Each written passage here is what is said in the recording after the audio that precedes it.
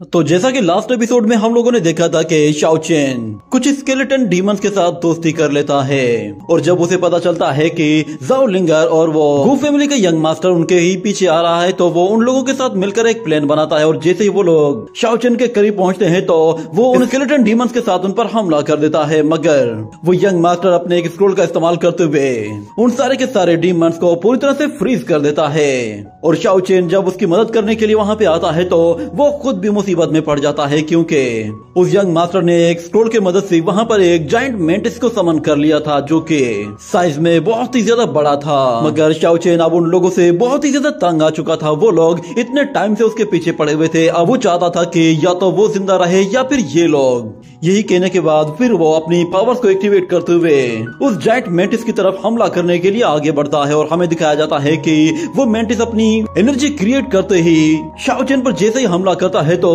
वहां पर हर जगह एक पावरफुल एनर्जी फैल जाती है। जिसके बाद हमें दिखाया जाता है शाओ चेन पूरी तरह से एक स्टैचू में कन्वर्ट हो चुका होता है और फिर हमें दिखाया जाता है वो जायंट मेंटिस उसके बिल्कुल करीब आकर खड़ा हो जाता है और दूसरी तरफ वो यंग मास्टर फिर उसी मेंटिस के ऊपर आकर खड़ा हो जाता है। जाओ लिंगर से कहता है कि प्रिंसेस इस लड़के की जिंदगी बस आपके हाथ में है, आप जो चाहें इसके साथ कर सकती हैं। ये सुनकर प्रिंसेस कहती है कि यंग मास्टर आपका बहुत बहुत शुक्रिया, आपने मेरी काफी हेल्प की है। जिस पर यंग मास्टर कहता है कि आपकी हेल्प करके मैं काफी ज्यादा ऑनर फील कर रहा हूँ, बल्कि मैं तो आपको अपना सब कुछ देना चाहता हूँ, बस मैं चाहता हूँ कि आप एक मर्तबा मेरे साथ वापस चलें। मगर दूसरी तरफ जाओ लिंगर सिर्फ और सिर्फ शाओ चेन के बारे में ही सोच रही होती है और वो कहती है कि तुम्हें तो आज मैं पूरी तरह से जलाकर राख कर दूंगी, मगर क्योंकि तुम मोर्टल वर्ल्ड से आए हो और मैं भी सेम उसी जगह से आई हूँ, इसीलिए मैं तुम पर तरस खाकर तुम्हारी बॉडी को डिस्ट्रॉय नहीं कर रही। कम से कम तुम्हारे लिए मैं इतना तो कर ही सकती हूँ। मैं जानती हूँ कि तुम मेरे इस डिसीजन से भी खुश नहीं होगे। मगर हमें दिखाया जाता है कि वो लड़की जैसे जैसे बातें कर रही होती है वैसे वैसे शाओ चेन की बॉडी अचानक से क्रैक होना शुरू हो जाती है। ऐसा लग रहा था कि जैसे वो खुद को अनसील करने की कोशिश कर रहा हो। ये देखते ही जाओ लिंगर कहती है कि लगता है कि तुम इस तरह हार नहीं मानोगे, तुम पूरी तरह से सील हो चुके हो, मगर उसके बावजूद भी तुम अभी भी रेजिस्ट करने की कोशिश कर रहे हो। मगर बदकिस्मती से तुम्हारा अब वक्त पूरा हो चुका है। ये कहने के साथ ही वो अपनी सोड लेके उस पर सीधा हमला करने के लिए जाती है। मगर हमें दिखाया जाता है कि जैसे वो उसके करीब पहुंचती है तो शाओ चेन की बॉडी और भी ज्यादा तेजी के साथ क्रैक होना शुरू हो जाती है और हमें दिखाया जाता है वो अपने सी ऑफ कॉन्शियसनेस में पूरी तरह से बेहोशी की हालत में होता है, मगर उसकी पावर्स पूरी तरह से एक्टिवेट हो चुकी थी। और जैसे जैसे जाओ लिंगर उसके करीब आने लगती है तो दूसरी तरफ शाओ चेन बहुत ही तेजी से उन क्रैक्स को अपनी बॉडी में फैलाता जा रहा होता है और फिर एक जोरदार धमाका होता है जिससे जाओ लिंगर वहां से दूर जा गिरती है और शाओ चेन की बॉडी से निकलने वाली एनर्जी काफी ज्यादा ग्लो करने लगती है और वो हवा में बिल्कुल ऊपर की तरफ चला जाता है। हमें दिखाया जाता है कि उसकी बॉडी के आसपास बहुत ही ज्यादा लाइटनिंग एनर्जी होती है। शायद उसने अपनी ड्रैगन पावर का इस्तेमाल करके खुद को अनसील कर दिया था। और फिर हमें दिखाया जाता है कि शाओ चेन के ऊपर 3 बहुत बड़े बड़े आइस स्टोन्स होते हैं। तो शाओ चेन अपनी एनर्जी के जरिए उन स्टोन्स के बिल्कुल छोटे छोटे टुकड़े कर देता है और फिर उन लोगों से कहता है कि क्यूशू में मेरी फैमिली अभी भी जिंदा है और मैं अभी तक उनके पास वापस नहीं गया, मुझे हर हाल में वापस जाना है, इसीलिए मैं तुम्हारे जैसे लोगों से तो हार ही नहीं सकता। ये कहने के साथ ही वो सारे के सारे आइस स्टोन्स कंट्रोल करते हुए सीधा लिंगर की तरफ थ्रो करता है। तो दूसरी तरफ वो यंग मास्टर अपने सेंटीपेड का इस्तेमाल करते हुए जाओ लिंगर को पूरी तरह से कवर कर लेता है और वो सारे के सारे स्टोन्स सेंटीपेड से आकर टकराते हैं, जिसके बाद वो सेंटीपेड फिर शाओ चेन को भी वहां से पीछे धकेल देता है और उस पर जैसे जैसे हमला करने की कोशिश करता है तो शाओ चेन उससे बचते हुए फौरन से उसकी पीठ के ऊपर जाकर अपनी स्पिरिचुअल ब्लेड से उस पर हमला कर देता है। मगर वो सेंटीपेड जैसे ही उस पर दोबारा से वार करने की कोशिश करता है तो वो उसकी पीठ के ऊपर ही भागना शुरू कर देता है। मगर वो सेंटीपेड हर जगह उसका पीछा करता है और वो देखता है कि शाओ चेन बिल्कुल उसके सामने खड़ा है। दोनों ही दूसरे पर वार करने के लिए पूरी तरह से तैयार थे और शाओ चेन अपनी कुछ स्पिरिचुअल ब्लेड्स क्रिएट करते हुए अपनी पूरी पावर को बढ़ा देता है। और इस तरफ वो सेंटीपेड जैसे ही उस पर हमला करने के लिए आगे आता है तो शाओ चेन लाइटनिंग स्पीड के साथ उस पर हमला करता है और अपनी स्पिरिचुअल ब्लेड के साथ उस पर एक साथ इतने अटैक कर देता है कि वो सेंटीपेड के छोटे छोटे टुकड़े कर देता है। और दूसरी तरफ हमें दिखाया जाता है कि शाओ चेन के जितने भी स्किल स्केलेटन डीमन दोस्त होते हैं वो सारे के सारे आजाद हो चुके होते हैं और वो अपने दोस्तों से कहता है कि तुम लोग काफी इंजर्ड हो, इसलिए तुम लोग इस लड़ाई को ज्यादा देर तक नहीं लड़ पाओगे, बेहतर है कि तुम लोग फौरन से यहाँ से चले जाओ, मैं इन लोगों को यहाँ पर कुछ देर के लिए होल्ड कर लूंगा। ये सुनते ही सबसे पहले वो मंकी जमीन के अंदर जाते ही फौरन से 9-11 हो जाता है और दूसरी तरफ किंग यामा वो भी अपने दूसरे साथी को लेकर वहां से चला जाता है। शाओ चेन उन्हें एक और डायरेक्शन की तरफ लेकर जाने की कोशिश करता है जिस पर वो यंग मास्टर कहता है कि ये तो अनडेड डीमन किंग की तरफ भाग रहा है, ये डायरेक्शन बहुत ही ज्यादा खतरनाक है। प्रिंसेस से कहता है कि अच्छा है कि ये यहाँ खुद ब खुद मारा जाए, इससे हम लोगों की मुसीबत कम हो जाएगी। मगर प्रिंसेस कहती है कि उसने कुछ ही दिनों के अंदर ब्रेक थ्रू कर लिया है, अगर वो ऐसे ही ब्रेक थ्रू करता रहा तो हमारे लिए आगे चलकर इसे हैंडल कर पाना बहुत मुश्किल हो जाएगा। मगर यंग मास्टर उससे कहता है कि अगर वो अनडेड किंग दोबारा से नींद से जाग गया तो मुझे लगता है कि हम सब लोग वहां पर मारे जाएंगे।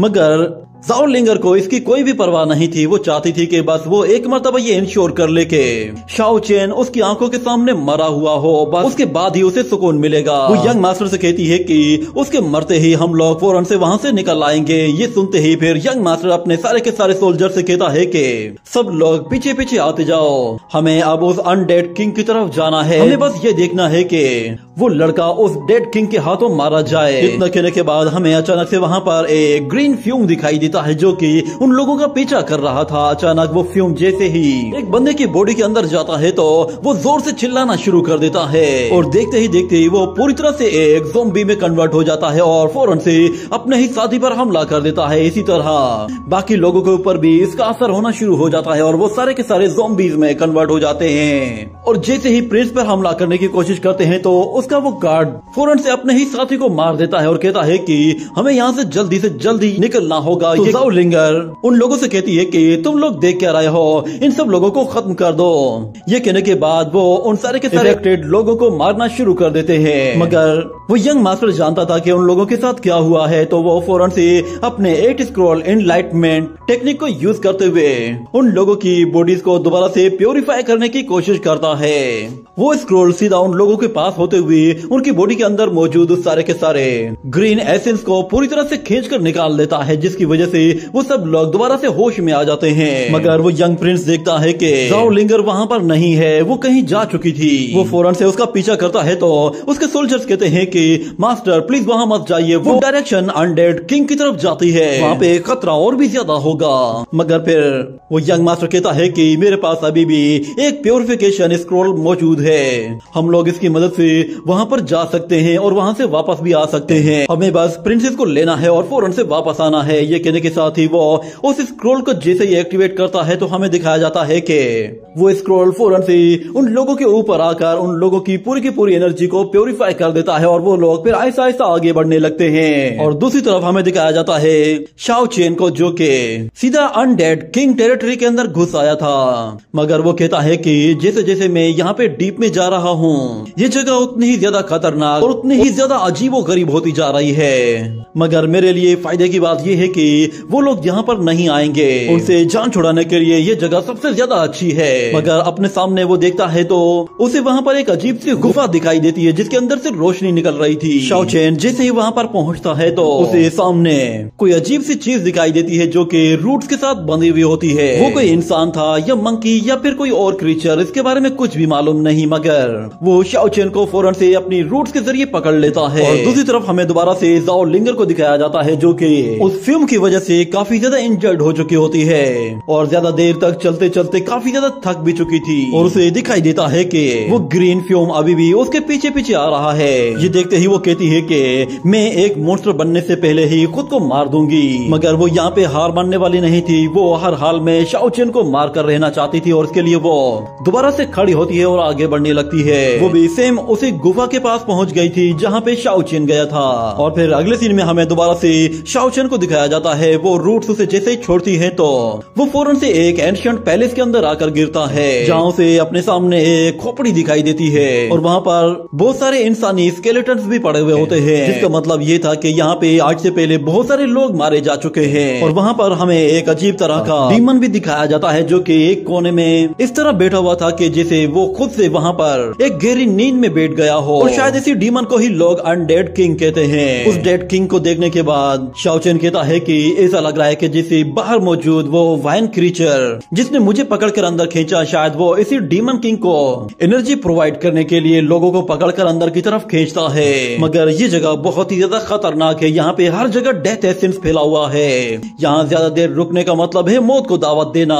ये कहने के बाद जैसे ही वो वहाँ से निकलने की कोशिश करता है तो अचानक एक ग्रीन फ्यूम उसके पास आता है और उसकी बॉडी के अंदर घुस जाता है, जिस पर शाओ चेन भी हैरान हो जाता है कि आखिर ये क्या चीज थी। और हमें दिखाया जाता है उस फ्यूम का इफेक्ट बहुत ही तेजी के साथ उसकी बॉडी के अंदर फैलना शुरू हो जाता है, जिस पर शाओ चेन कहता है मुझे फौरन से इस फ्यूम को अपनी बॉडी के अंदर से निकालना होगा। मगर फिर वो अपने सामने देखता है तो उसे नजर आता है कि वहाँ पे मौजूद एक छोटा सा कपड़े का टुकड़ा पड़ा हुआ है, जिससे वो एनर्जी टकराती है तो उस कपड़े में मौजूद पेट्रन्स एक्टिवेट हो जाते हैं जो कि उस एनर्जी को वापस पीछे धकेल देते हैं। ये देखकर शाओ चेन हैरान रह जाता है और वो कहता है कि यहाँ पर हर जगह डेथ एनर्जी फैली हुई है और मेरे बॉडी के अंदर ये एनर्जी बहुत ही तेजी से फैलने लगी है, मगर इस डेथ एनर्जी का इस कपड़े पर कोई असर नहीं हो रहा। आखिर इसमें ऐसा क्या है? वो जैसे ही उस कपड़े के करीब जाता है तो अचानक से वहाँ पर लिंगर भी आकर गिरती है। उसे वहाँ पर देखकर शाओ चेन भी हैरान रह जाता है, मगर जब लिंगर की नजर शाओ चेन पर पड़ती है तो वो उससे कहती है कि अच्छा तो तुम यहाँ पे छुपे हुए हो, ये जगह तुम्हें दफनाने के लिए बिल्कुल परफेक्ट जगह है। मगर अचानक वो लड़खड़ाते हुए फिर से नीचे गिर जाती है। मगर फिर शाओ चेन उससे कहता है कि हम दोनों पर सेम तरह की डेथ एनर्जी का असर हुआ है, इसीलिए बेहतर यही है कि हम लोग आपस में ना लड़कर अपनी एनर्जी को सेव कर लें ताकि हमें यहाँ से निकलने में आसानी हो। बेहतर यही है कि यहाँ पर लड़ने के बजाय हम लोग मिलकर यहाँ से बाहर निकलने का कोई प्लान बनाते हैं। मगर फिर जब ज़ाओ लिंगर अपनी बॉडी की तरफ देखती है तो वो कहती है कि ये डेड एनर्जी मेरी बॉडी के अंदर चली गई है। और फिर वही डेथ एनर्जी जैसे ही उस स्क्रोल से टकराती है तो वो स्क्रोल उसे वापस से पीछे धकेल देता है, जिस पर ज़ाओ लिंगर भी हैरान रह जाती है। और शाओ चेन जैसे उस कपड़े को उठाने की कोशिश करता है तो ज़ाओ लिंगर कहती है कि इसका मतलब ये है कि ये कपड़ा इस डेथ एनर्जी को बॉडी से निकाल सकता है। ये कहने के बाद वो फौरन से शाओ चेन से उस कपड़े को छीनने के लिए अपनी सोर्ड का इस्तेमाल कर, जिसकी वजह से वो कपड़ा हवा में सीधा ऊपर की तरफ चला जाता है और दोनों ही उस कपड़े के लिए फिर आपस में लड़ना शुरू कर देते हैं, क्योंकि सिर्फ वही एक कपड़ा है जो कि उनकी बॉडी को प्योरीफाई कर सकता है। मगर उसके लिए भी उन दोनों को अपना पूरा जोर लगाना पड़ रहा था, कोई भी किसी को भी वो कपड़ा लेने देना नहीं चाहता था। शाओ चेन उसे वापस से पकड़कर पीछे खींचता है और उस कपड़े को पकड़ लेता है और ज़ाओ लिंगर अपनी सोर्ड से वार करती है, जिस पर शाओ चेन बाल बाल बचता है। मगर लिंगर उस पर पालमटेक के साथ जैसे पुश करती है तो उसे शाओ चेन को कोई फर्क नहीं पड़ता, मगर वो उसका हाथ पकड़कर उसे वापस से दूसरी तरफ उछाल देता है, जिसके बाद वो दोनों ही उस कपड़े के नीचे आते ही उसे दोनों साइडों से पकड़कर खींचना शुरू कर देते हैं, जिसकी वजह से वहाँ पे मौजूद वो अनडेड किंग थोड़ा सा डिस्टर्ब होता है और उसकी बॉडी से फिर से एक डेथ एनर्जी निकलती है। ये देखकर वो लोग बहुत ही ज्यादा घबरा जाते हैं और कहते हैं कि कहीं ये अनडेड किंग फिर से न जाग जाए। शाओ चेन उससे कहता है कि अगर ये जाग गया तो हम दोनों यहाँ पे मारे जाएंगे। ये कहते हुए वो दोनों ही उस क्लॉथ को खींचना शुरू कर देते हैं और शाओ चेन उस क्लॉथ को छीनने के लिए अपनी बॉडी से उसे पूरी तरह से लपेटना शुरू कर देता है। ये देखते ही ज़ाओ लिंगर फौरन से अपनी सोर्ड के साथ उसकी तरफ आगे बढ़ती है तो शाओ चेन फिर से उस क्लॉथ को खोलकर ज़ाओ लिंगर की सोर्ड पे वार करता है और उसकी सोर्ड को छीनकर अपनी तरफ ले आता है और उससे कहता है कि बस अब बहुत हो गया, इस खेल को यहीं पे ही खत्म करो। मगर दूसरी तरफ वो लड़की इतनी कमजोर हो चुकी होती है कि वो वहीं पे ही लड़खड़ा कर नीचे गिर जाती है और शाओ चेन उस एंशिएंट क्लॉथ को अपनी बॉडी के साथ लपेट लेता है, जिसकी वजह से वो पॉइजन उसकी बॉडी से निकलना शुरू हो जाता है। और इस तरफ वो लड़की फिर शाओ चेन से कहती है तुम्हारी हिम्मत कैसे हुई, तुम जानते भी हो ना कि तुमने रॉयल प्रिंसेस के साथ पंगा लिया है। मगर शाओ चेन उससे कहता है तुम एक नंबर की बेवकूफ हो, तुम्हारे अंदर अभी भी अकल नहीं आई। यहाँ पर तुम कोई रॉयल प्रिंसेस नहीं हो, ना ही यहाँ पर तुम्हारी कोई रॉयल फैमिली है। तुम रॉयल फैमिली की प्रिंसेस जो कि लोगों की जिंदगी और मौत का फैसला करती हो, यहाँ पर एक लम्हे में मर ही जा सकती हो, क्योंकि यहाँ पर तुम्हारी किसी को भी कोई परवाह नहीं। इसीलिए फिलहाल तो तुम किसी भी खुशफहमी में मत रहो कि यहाँ पर तुम्हें कोई बचाने के लिए आएगा या फिर तुम्हारी अपनी कोई आर्मी आएगी। ये सुनकर ज़ाओ लिंगर कहती है कि तुम एक नंबर के बेशर्म हो जो कि मेरी रॉयल फैमिली के बारे में ऐसी बातें कर रहे हो। तुम्हें लगता है कि तुम बार बार मुझे धोखा देकर भाग कर निकल जाओगे, मगर ऐसा नहीं होगा। जब तक मैं खुद अपने हाथों से तुम्हारी बॉडी के छोटे छोटे टुकड़े नहीं कर देती तब तक मैं यहाँ से वापस नहीं जाऊंगी। मगर शाओ चेन कहता है कि मैंने पहले ही तुम्हें मारने के बारे में पक्का इरादा बना लिया था, और हाँ, मैं उस शिप में तुम्हें मारने के लिए तो आया था, मगर तुम्हारी हालत देखकर मुझे तुम पर तरस आ गया था, क्योंकि पहले ही तुम किसी के पॉइजन में फंस चुकी थी। उस शिप में किसी ने पॉइजनस एसेंस को पूरे रूम में फैला दिया था, जिसकी वजह से तुम्हारी हालत खराब हो गई थी, और तुम्हें लगता है कि शायद वो हरकत मैंने की है। मैं कभी भी ऐसी गिरी हुई हरकत नहीं कर सकता, बल्कि मैंने तो तुम्हारी जान बचाई है, क्योंकि अगर मैं उस पॉइजनस एसेंस को बुझाता नहीं तो वो तुम्हें पूरी तरह से खत्म कर देता। तुम्हें पता भी नहीं चलता कि तुम्हारी जान कब चली गई। अगर तुम इस पॉइजन के असर से निकलना चाहती हो तो बेहतर यही है कि तुम मुझसे लड़ने के बजाय किसी ऐसे शख्स को ढूंढो जो कि इस पॉइजन को डिटॉक्सिफाई कर सके। ये सुनने के बाद अचानक प्रिंसेस को याद आता है कि उस यंग मास्टर ने प्रिंसेस के लिए कहा था कि मैंने आपके लिए एक खास तरह का एसेंस मंगवाया है, इससे आपको बहुत ही अच्छा फील होने वाला है। उसे जब ये बातें याद आने लगती हैं तो उसके सिर में बहुत ही ज्यादा दर्द होने लगता है, और वो लड़खड़ाते हुए शाओ चेन से कहती है कि तुम मुझसे झूठ बोल रहे हो। ये कहते हुए वो फिर से वहीं पे ही गिर जाती है, और शाओ चेन से कहती है कि तुम्हें लगता है कि मैं तुम्हारी बातों पे यकीन करूंगी। ये सुनते हुए शाओ चेन गुस्से में आ जाता है, और वो कहता है कि तुम सच में एक बेरहम औरत हो, और उसके साथ साथ तुम बेवकूफ भी हो। अच्छा है कि वो प्रिंस तुम्हें खुद कंट्रोल कर ले, तुम उसकी गुलाम बनकर ही जिंदगी गुजारोगी। ये कहते हुए अपनी सोट जैसे ऊपर की तरफ उठाता है तो हमें दिखाया जाता है कि अनडेड किंग की बॉडी के अंदर से फिर से पॉइजनस एनर्जी रिलीज होती है, जो कि शाओ चेन की तरफ आगे बढ़ती है। तो शाओ चेन फौरन से उससे पीछे हटकर अपनी जान बचा लेता है, और दूसरी तरफ हमें दिखाया जाता है कि वो सारा का सारा फ्यूम उस लड़की को चारों तरफ से कवर कर लेता है। ये देखकर लिंगर की उम्मीदें भी दम तोड़ जाती हैं, क्योंकि अब वो बिल्कुल बेहाल हो चुकी थी, और ऊपर से शाओ चेन भी उसकी कोई मदद नहीं कर सकता था। वो जाते हुए लिंगर से कहता है कि तुम्हारे पास बाहर निकलने का अब कोई रास्ता नहीं।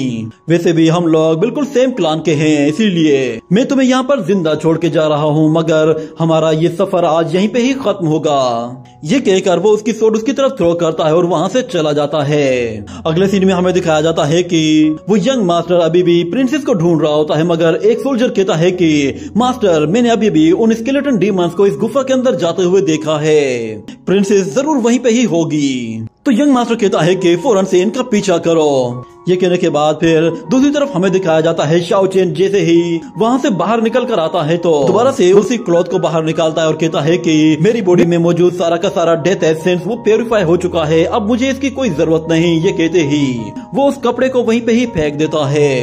इतने में उसे वहाँ पर स्केलेटन डीमंस दिखाई देते हैं, जिस पर वो भी काफी सरप्राइज होता है और कहता है कि तुम सब यहाँ पर कैसे, तुम सब लोग ठीक तो हो ना। में वो यंग मास्टर अपने सोल्जर्स के साथ वहाँ पर पहुँच जाता है और कहता है कि शाओ चेन, वो प्रिंसेस कहाँ है, तुमने क्या किया है उसके साथ? तो शाओ चेन कहता है कि तुम लोग खुद ही अंदर जाकर उसे ढूंढ लो ना, इससे कम से कम मेरी भी मुसीबत थोड़ी सी कम हो जाएगी। ये कहने के बाद अचानक एक वॉरियर गुस्से में आकर उस पर हमला करने की कोशिश करता है, तो शाओ चेन उस बंदे को मुंह से ही पकड़कर जोर से जमीन पे मारता है, और उसकी सोड जैसे हवा में जाती है तब वो उसे बहुत ही जोर से हिट करता है, जिसकी वजह से वो सोड एक वॉरियर के आर पार निकल जाती है। इसी तरह फिर शाओ चेन तीसरे बंदे के पास जाता है और उसके अटैक को डॉज करते हुए उसे मुंह से पकड़कर सीधा एक पहाड़ पे दे मारता है, जिससे उसका भी काम तमाम हो जाता है। एक सूट लेके दूसरे वॉरियर की बॉडी को काट कर उसके टुकड़े कर देता है। और फिर जब आखिरी वॉरियर उस पर हमला करने के लिए आता है तो शाओ चेन वो सूट थ्रो करते ही उसका भी काम तमाम कर देता है। उसने पल भर में ही उन वॉरियर्स को ठिकाने लगा दिया था। अब वो यंग मास्टर बिल्कुल अकेला रह गया था। ये देखते ही वो फौरन से वहाँ से अपनी जान बचाकर भागने की कोशिश करता है, मगर वो एक ऐसी जगह पर आकर पहुंच जाता है जहाँ पर वो पहाड़ खत्म हो रहा था और उसके दूसरी तरफ एक गहरी खाई थी।